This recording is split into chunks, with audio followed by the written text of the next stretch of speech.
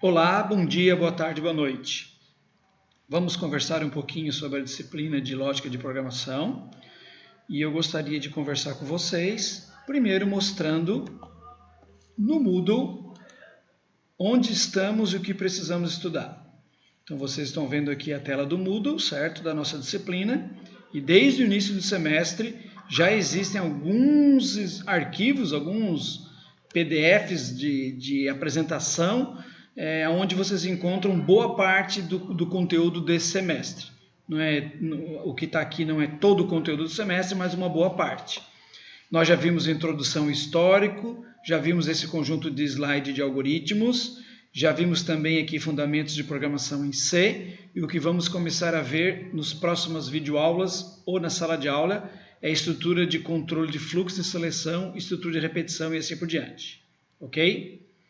O que eu quero mostrar para vocês é revisar esse conjunto de slides aqui, fundamentos de programação em C. Tá ok? Lembrando que vocês tinham para fazer antes de parar a lista de exercício 1 e hoje eu coloquei aqui, postei no Moodle o gabarito dessa lista 1. Então eu recomendo fortemente que vocês façam a lista 1 para depois olhar o gabarito. Tá? Lógica de programação é como matemática. Estudar não resolve, tu precisa fazer os exercícios. Então é fundamental que tu faça a lista de exercício 1 para depois olhar o gabarito. Como essa lista já está há muito tempo aqui, antes da parada, então já era esperado que vocês tivessem feito essa lista. Por isso que eu postei o gabarito e já coloquei também a lista 2. Tá? Então mesmo quem faltou alguma aula, com a explicação dessa videoaula, vocês terão condições de fazer a lista 2. E em breve eu devo colocar o gabarito da lista 2 e provavelmente uma lista 3. Tá ok? Muito bem, então vamos lá. Nesse conjunto de slides de fundamentos de programação em C, tem algumas coisas básicas e rápidas que eu vou pular aqui e vamos para as partes mais importantes, certo? Então começamos a falar, deixa eu ver, vamos pegar um exemplo aqui, acho que é mais fácil, não. Aqui, pode ser aqui. Então, aqui tem um trecho de um programa, né, como vocês podem verificar, e já aparece essa parte aqui em verde, mostrando que todo programa eu preciso incluir uma biblioteca que vem de I/O, Input Output. Ou seja, alguém criou uma biblioteca para nós e nós vamos usar essa biblioteca num determinado compilador, que no nosso caso é o CodeBlock. A estrutura do programa em C, nós já vimos, fizemos esse exercício aqui em sala de aula também. Então sempre vai ter uma subrotina chamada main. A linguagem C é constituída de várias subrotinas. E subrotina é um trecho de programa, como esse aqui. Nesse caso vem do inglês chamado main, ou seja, a subrotina principal. Ela começa com esse abre chaves e ela encerra com esse fecha chaves. Então tudo que está dentro desse bloco pertencerá ou pertence a essa subrotina chamada subrotina main. Certo? Então é sempre assim, todo programa vai conter a inclusão desse meu arquivo .h, que é uma biblioteca, e vai ter também aqui a subrotina main, que é a principal, dela que o meu programa vai começar. Esses dois comandos, como vocês podem ver, nada mais é do que um printf, escreva na tela tudo que eu tiver dentro dessas aspas, certo? Então está aqui, então vai aparecer na tela o Hello World, e o /n é um quebra de linha. É um comando, na verdade, que diz para dar um Enter, pular a linha de baixo, para ficar um pouco mais visual na hora que eu executar esse programa. E o retorno 0 quer dizer fim do programa, certo? Então, se alguém ainda não fez esse exemplo, ficou com dúvida, precisa fazer fortemente isso aí, certo? Procure um computador, arrume um emprestado, venha na biblioteca ou tente conseguir no laboratório aqui da Universidade de Informática para vocês fazerem esse programa mínimo, esse é o primeiro, né? E os outros também que vêm na sequência. Tá joia? Muito bem. Aqui está falando justamente da inclusão dessa biblioteca stdio, que é como eu disse, né? Ela vem lá do inglês Standard Input Output. Tem os comandos básicos de entrada e saída de dados, ela possui, como por exemplo o próprio printf. Ele só executa porque eu coloquei essa biblioteca no início, senão ele não funcionaria. O main nós já falamos também, printf também. Leiam todos esses textos, gente. Leiam, estudem, isso faz parte, tá? Nós já explicamos isso, por isso que aqui eu estou passando mais rapidamente, porque é uma revisão. Muito bem. Aqui nós temos alguns caracteres, alguns comandos especiais.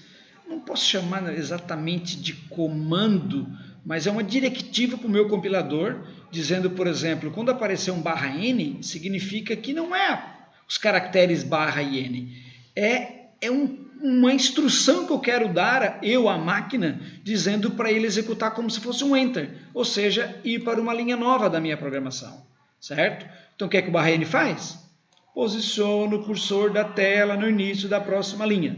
É o dado enter, é nada mais do que isso, certo? O /t de uma tabulação, um tab, o /r retorna no início da tela, o barra invertida para aparecer o caractere barra, e aqui é os aspas duplas e aqui aspas simples. Então esses são diretivas para a gente executar determinadas situações especiais ou códigos especiais, como mostra aqui em cima. Bem, assim como o comando printf, ou que é um comando de saída de dados, nós temos também o comando de entrada de dados, que é o comando scanf. Todos esses dois comandos, eles possuem alguns códigos especiais para formatar o dado que eu estou trabalhando, certo? Eu preciso dizer para o computador que aquele conjunto de bits, que o computador é uma máquina burra, então eu preciso dizer para ele exatamente o que ele tem que fazer. Então eu preciso dizer que aquele conjunto de bits que eu estou colocando para a saída do meu computador, no caso o monitor de vídeo, para a tela, ele requer uma determinada formatação. Preciso dizer o que significa aquele conjunto de bits. Então esses códigos de formatação servem para isso. Então quando eu colocar um %d junto com o comando printf ou scanf, eu estou dizendo que eu estou trabalhando com inteiro decimal com sinal. E assim por diante. %i é inteiro decimal com sinal também. %f é números reais, que a gente chama também de número em ponto flutuante. E assim sucessivamente. O %c é um caractere simples e o %s é um conjunto de caracteres, que nós chamamos de string. Esses são o que mais nós vamos usar. O %d, %f e o %s. Ok? Muito bem. Bem, aqui então fala de comando de entrada de dados, que é o scanf, e eu já falei do comando printf, certo? Então, no computador a gente faz muito isso. Entrada de dados, que o usuário precisa digitar alguma coisa, o processador executa algum processamento, uma transformação dos dados, e manda para o monitor uma saída. Então o printf faz a saída e o scanf faz a entrada de dados, ok? Então nós temos aqui alguns exemplos de como funciona a entrada de dados com o comando scanf, certo? Então, por exemplo, aqui o que é que eu tenho? Eu estou colocando aquele código especial, dizendo que eu vou ler um determinado dado, ele vai ser lido, transformado num formato binário, que é o único formato que o computador trabalha, mas vai ser formatado como número decimal, porque eu botei o %d. Lembra do %d aqui? Inteiro decimal com sinal. Então é assim que funciona esses códigos de formatação. Eles formatam o conjunto de dados de entrada ou de saída. Então, nesse caso, o comando %f é um comando de leitura. Ele vai ler o dado digitado, vai armazenar numa variável que eu criei, por exemplo, aqui variável x, e ele vai ser formatado como número decimal com sinal, certo? Aqui seria ler uma variável que eu chamei de simplesmente s, e essa variável seria um caractere apenas, por isso o %c. Aqui seria uma leitura de 3 variáveis, variável x, s e uma outra variável chamada de taxa, certo? Então vou ler 3 variáveis ao mesmo tempo. Digito uma, dou enter, digito outra, dou enter, digito outra, dou enter. Então a primeira a ser digitada, a variável x vai receber o valor digitado e vai ser, como está formatado aqui, o número decimal com sinal. O segundo número digitado vai ser, então, um caractere, porque aqui está formatado como %c de caractere. E o último dado digitado vai ser armazenado na variável taxa e vai ser, então, um número em ponto flutuante, um número real, um número com vírgula, certo? Então é isso, é assim que funciona esse comando de entrada de dados. Bem, nós vimos também o que seria uma variável. Gente, o conceito de variável é fundamental na programação. Cada vez que eu digito um dado no meu teclado, digito alguma coisa no meu teclado, a memória do computador precisa armazenar esse dado. Como é que vai armazenar esse dado após ser digitado? Então, é armazenado em forma de variáveis. Então, nós precisamos constantemente nos nossos programas criar essas variáveis, certo? Então, o que acontece? Nós temos vários tipos de variáveis que a gente cria. Primeiro assim, a variável pode ser letra, pode ser um número, pode ser uma palavra, mas tem algumas coisas que ela não pode ser. Na verdade, simplesmente um número ela não pode ser, né? Então, ela não pode começar com número, ela não pode ter caractere especial como cedilha ou arroba ou cerquilha, certo? Mas ela pode ser exemplos como esse aqui. Uma boa dica para a criação de uma variável é criar a variável conforme a função da variável. Como, por exemplo, aqui, uma variável que eu chamei de t-total. Então, pelo próprio nome, fica evidente que parece que essa variável vai armazenar o total de alguma coisa. Então, essa é a ideia. Criem sempre variáveis com um nome conforme a função de que ela vai executar no teu programa. Aqui nós temos palavras especiais para o compilador. Eu não posso criar variáveis com esses nomes aqui. Tá? Normalmente para nós isso não tem problema nenhum, porque são palavras em inglês, e normalmente a gente cria nome de variáveis em português. Então dificilmente dá problema. Mas tu não pode criar nenhuma variável com esses nomes, porque são variáveis especiais para o compilador. Bem, quando eu crio uma variável, essa variável pode ter alguns tipos, 3 tipos na verdade. Ela pode ser uma variável lógica, ela pode ser uma variável numérica, ou ela pode ser uma variável que nós chamamos de um literal, um caractere, certo? Uma variável lógica é aquela variável que só pode receber verdadeiro ou falso, certo? Como em binário 0 ou 1, que é o código do computador, tá?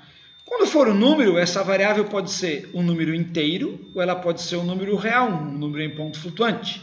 Um número sem vírgula, né, um número inteiro, ou um número com vírgula, inclusive de tamanho bem grande. E essas minhas variáveis também podem ser literais, ou seja, caracteres ou conjunto de caracteres. Então, saber criar as variáveis é uma coisa muito importante, porque variáveis bem criadas deixam o programa mais otimizado. Então, eu vou cobrar criar as variáveis corretamente. Quer ver um exemplo? Imagina uma variável que pede a idade da pessoa. Dificilmente vai ter alguém com mais de 120 anos. Então, e não vai ter número fracionário, se eu quero uma idade inteira, né? Então, esse tipo de dado, tipo de variável, seria um variável do tipo inteiro. Então, eu não vou criar uma variável idade como sendo real. Não vai ter número fracionário, não vai ter números grandes. Então, não preciso e não devo criar para uma variável idade, ela aceitar dados, essa variável ser do tipo que aceita dados de números reais. O mais correto seria aceitar números inteiros, essa variável criada. Bem, então por isso, gente, que cada tipo de dado que nós temos tem um tamanho de memória que ocupa e uma faixa de valores que pode receber. Então, por exemplo, quando eu criar um tipo de dado e eu falar que esse tipo de dado é do tipo inteiro, números inteiros, então só vai aceitar números e só vai aceitar números dentro de uma faixa de valores, de menos 32.768 até esse número aqui. Só pode aceitar números dentro dessa faixa. Se o usuário digitar um número fora dessa faixa, essa minha variável vai dar um erro. A gente chama um erro em tempo de execução. Tá? Então tem que tomar cuidado com isso. Criar as variáveis do tamanho certo e tomar cuidado de não criar variável que aceita tipo de dado muito pequeno e nem muito grande, certo? Tem que se preocupar com isso.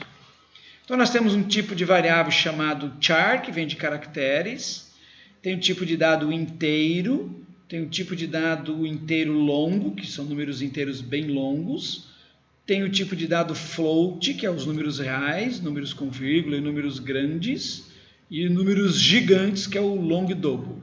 O resto são derivações desses principais. E eu já expliquei isso também em uma determinada aula, né, com mais detalhes. Bem, como declarar uma variável? Quero programar e quero declarar uma variável. Simples.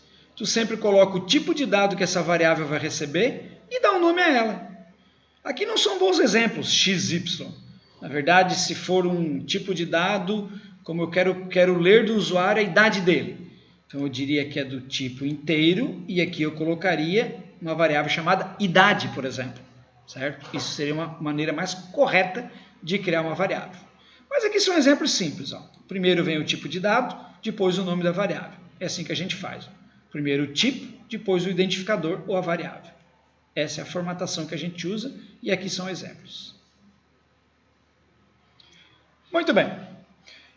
Na computação, isso é bastante lógico, todos já devem ter ideia disso, que nós podemos executar diversas operações aritméticas. As mais usadas são o mais, o menos, a multiplicação, que o símbolo é o asterisco, a divisão, que retorna apenas o quociente da divisão, somente a parte inteira da divisão, e o porcento ou módulo retorna o resto da divisão inteira, certo? Então isso aqui me retorna a parte inteira da divisão de números inteiros e aqui me retorna o resto da divisão de números inteiros, ok?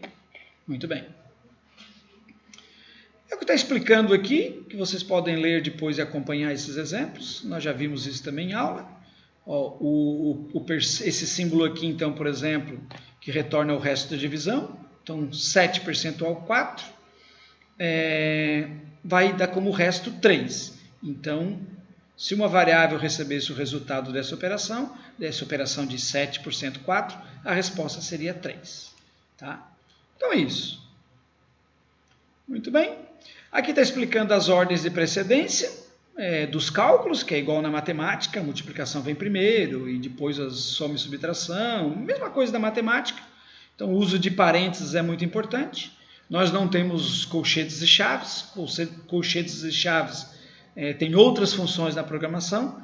Então, quando eu quero estabelecer prioridades fora da normal, a gente vai colocando parênteses, abre e fecha parênteses, abre e fecha parênteses. Tá bom? É isso que está dizendo esses slides aqui. Aqui nós temos nas primeiras aulas nós falamos de modelar o teu programa, criar a lógica do teu programa. Existe uma maneira mais formal de nós modelarmos esse meu programa, de criar esse algoritmo, essa lógica de funcionamento. Então, essa maneira mais pesada de escrever essa lógica, nós chamamos de fluxograma.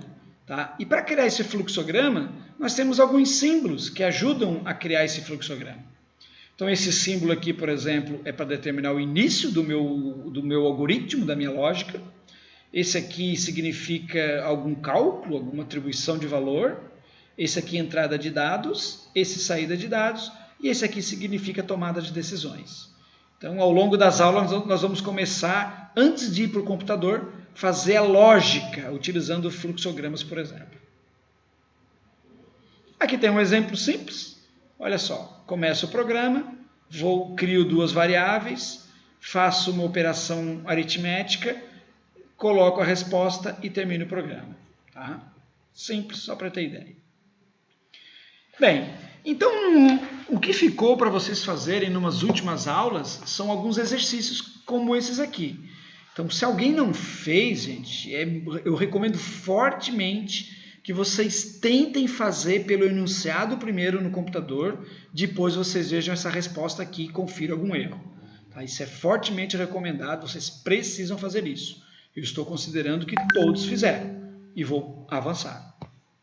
Então, nesse daqui, por exemplo, é uma soma de dois números inteiros. Então, o que acontece? Começo meu programa, crio duas variáveis N1 e N2 do tipo inteiro e uma variável soma, coloca o nome que achar melhor, que também aceita dados do tipo inteiro. Então, primeiro de tudo, sempre é criar as variáveis, logo abaixo ao início do nome da função. Esse caso é a principal, logo embaixo. Muito bem. Depois eu faço uma saída de dados, que vai aparecer na tela do usuário, soma de dois números inteiros. É um enunciado. Depois escrevo na tela, informe o primeiro número. Depois eu faço a leitura desse primeiro número, certo? E vai ser armazenado nessa variável N1 como um número inteiro. Depois eu leio o número 2, executo o processamento matemático. Então aqui ele vai pegar o conteúdo da variável N1 mais o conteúdo da variável N2, vai somar e aqui é o sinal de atribuição. Então ele vai atribuir o resultado da soma para essa variável de memória, para essa minha variável chamada soma.